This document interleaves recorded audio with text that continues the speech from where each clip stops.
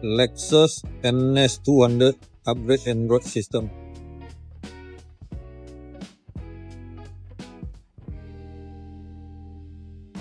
Okay, inilah hasil lepas upgrade Android player. So mari kita tengok apa ada dalam Android player ni.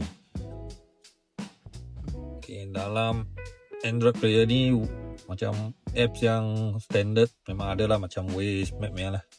Okay, Map, Play Store, YouTube, Netflix, ni standard biasa ada lah. So yang lebih ini download masuk Play Store.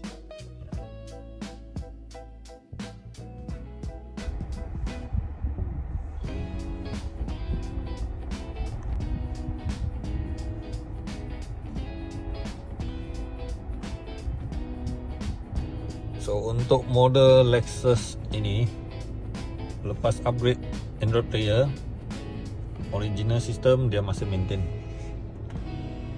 Okay, touchpad sini pun boleh pakai juga.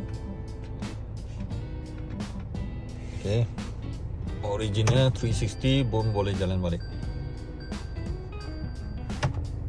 Okay, siapa-siapa pakai kereta Lexus, okay, nak upgrade Android system, boleh datang kita punya kedai Drex.